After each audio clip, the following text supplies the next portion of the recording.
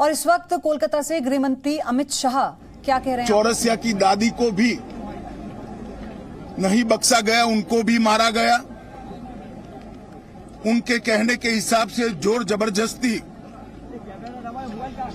चौरसिया के मृतदेह को परिवार से छीना गया है।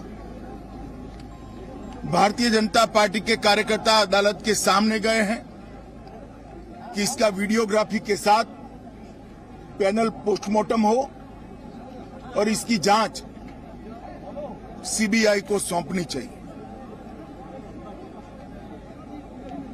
अनेक चुनाव के बाद अनेक हत्याओं का सिलसिला थमता नहीं है।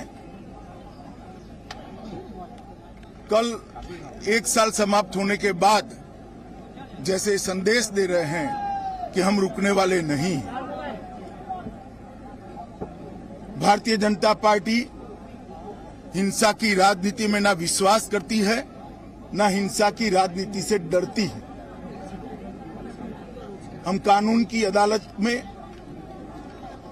इतना सुनिश्चित करेंगे कि चौरसिया के हत्यारों को कड़ी से कड़ी सजा दे। जिन्होंने भी ये कांड किया है उन सबको अदालत के कटघरे में खड़े करेंगे। डर का माहौल पैदा करने के लिए स्वाभाविक रूप से डर का माहौल पैदा करने की साजिश भी है और प्रयास भी है। पहले ह्यूमन राइट कमीशन, अनुसूचित जाति के कमीशन और महिला आयोग ने इस बात को कोर्ट के सामने रखा था।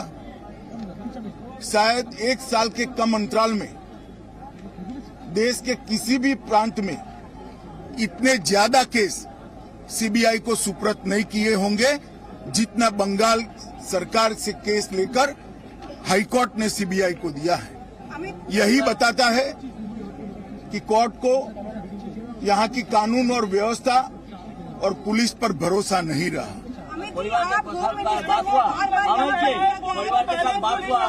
परिवार के साथ मेरी डिटेल बात हुई है।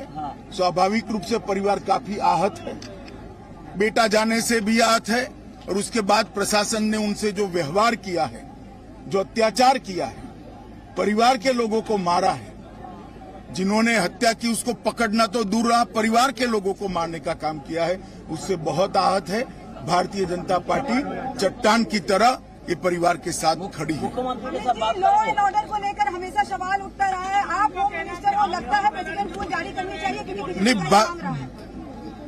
भारत सरकार का गृह मंत्रालय भी इस घटना का गंभीरता से संज्ञान लेता है और आज ही गृह मंत्रालय ने वेस्ट बंगाल सरकार से रिपोर्ट तलब की है। धन्यवाद। Thank you sir. तो इस पश्चिम बंगाल दौरे पर गृह मंत्री, वहीं पर जो कार्यकर्ताओं की हत्या हुई उसे लेकर बेहद तल्ख लहजे में, बेहद मुखर होकर उन्होंने कहा कि हम न्याय दिलाकर रहेंगे, क्योंकि जिस तरह से पश्चिम बंगाल में जो उत्पात सरकार की तरफ से मचाया जा रहा है उसे बर्दाश्त नहीं किया जाएगा। लॉ एंड ऑर्डर पर अब हमें भरोसा नहीं रहा। बीजेपी के कार्यकर्ताओं को, नेताओं को टारगेट कर निशाना बनाया जा रहा है। राज्य में डर का माहौल है। इन तमाम बातों का जिक्र करते हुए गृह मंत्री अमित शाह ने कहा, लेकिन हम ये लड़ाई आखिर तक लड़ेंगे।